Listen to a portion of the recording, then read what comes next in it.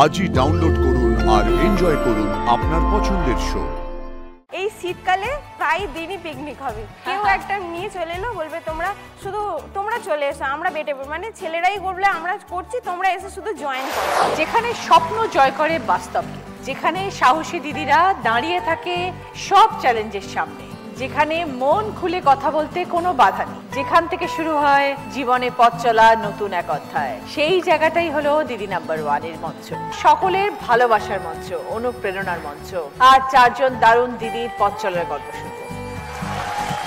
শ্রীময়ী, তুমি graphic designer ছিলে, সেখান থেকে তোমার নিজস্ব বুটিক, চাকরিটা ছাড়লে কেন?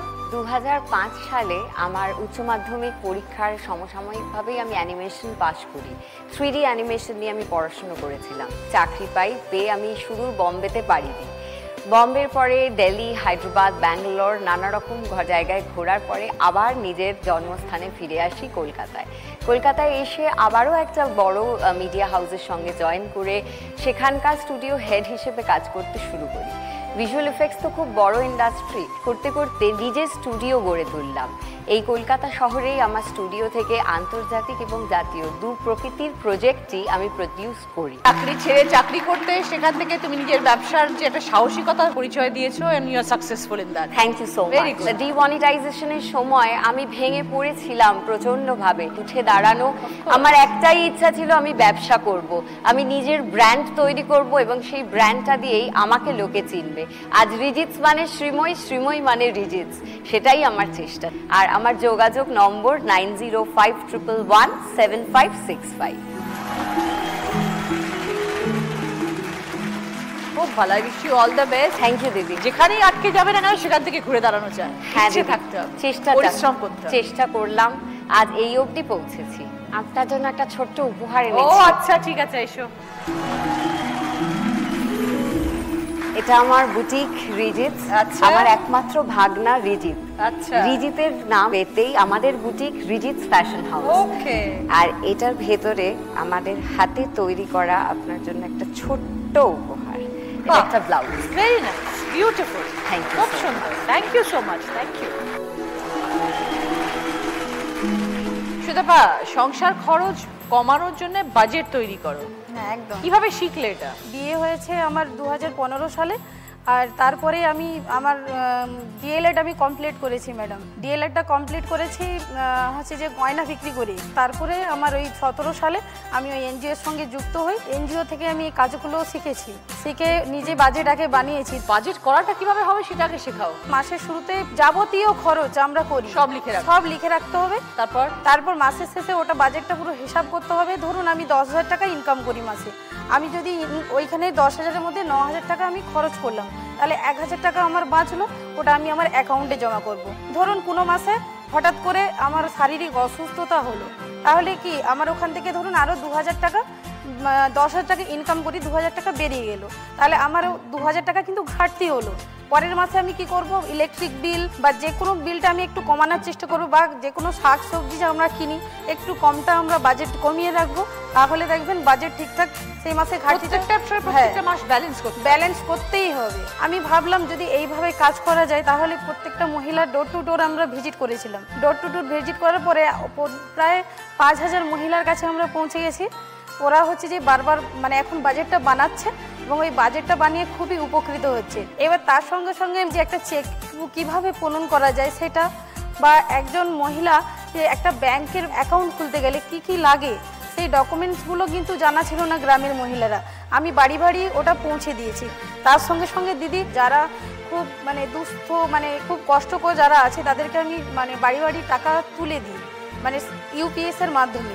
ব্যাংক 10টা থেকে 4টা পর্যন্ত খোলা থাকে, কিন্তু আমার এখানে সব সময় আমি যেমন ডিজিটাল একজন নারী, তেমন আমি সবাইকে ডিজিটালি ব্যাপারটা শিখিয়েছি যে ফোনপে কীভাবে ইউজ করা যায়, গুগল পে কীভাবে ইউজ করা যায়, বা একটা চায়ের দোকানে কিউআর কোডটা লাগাতে হয়, সেটাও আমি প্রত্যেকটা দোকান ধরে ধরে ম্যাডাম লাগিয়ে দিয়েছি। তো এই যে ব্যবসা করছো, সেটা সঞ্চয় যেটা করেছো সেখান থেকে পাও পুঁজিটা?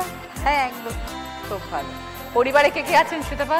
মা আছে, আর সব থেকে একটা বলতে হবে আমার মানে স্বামী, আমার শাশুড়ি মা যদি না আমাকে সাপোর্ট করে আমি আসতে পারতাম না। ঘরের সমস্ত কাজ মানে আমার শাশুড়ি সামলায়। খুব ভালো, ভালো থেকো সুতপা। দারুণ লাগলো তোমার সাথে কথা বলে। সঙ্গীতা, আগে সঙ্গীতা মণ্ডল ছিলে, এখন তোমার নাম নাইটি দিদি হয়ে নাইটি গেছে। দিদি নামে পরিচিত কিভাবে হয়েছি। শুরু হলো এই ব্যবসা? এই ব্যবসাটা শুরু হয়েছিল দিদি আমার খুব কম বয়সে বিয়ে হয়েছিল, তখন আমি ক্লাস 10-এ পড়ি।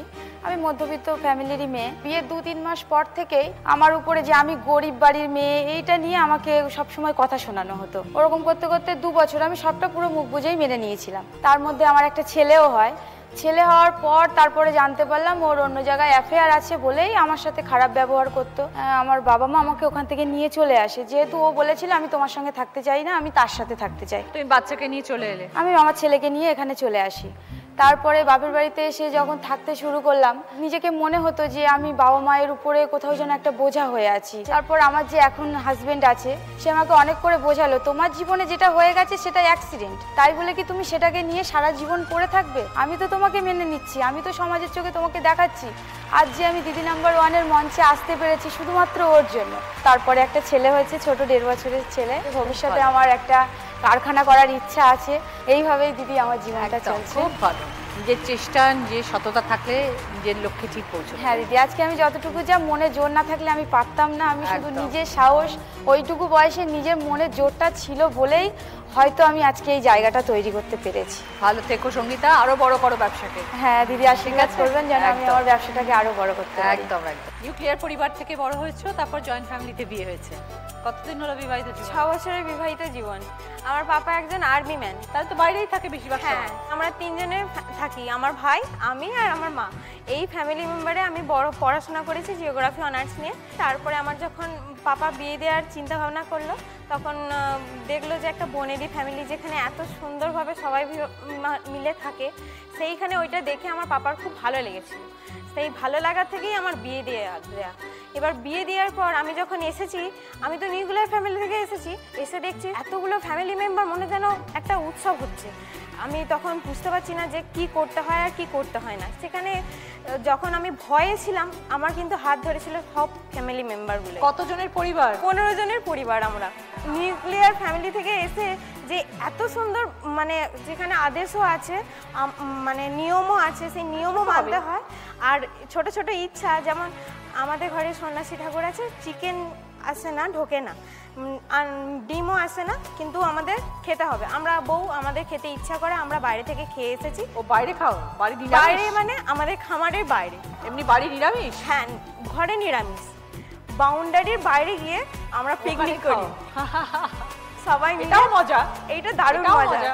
এই শীতকালে প্রায় দিনই পিকনিক হবে। কেউ একটা নিয়ে চলে এলো, বলবে তোমরা চলে এসো, আমরা বেটে পড়ব, মানে ছেলেরাই বলবে আমরা করছি, তোমরা এসে শুধু জয়েন করো। এরপরে এইভাবেই আমরা আনন্দ করে থাকি।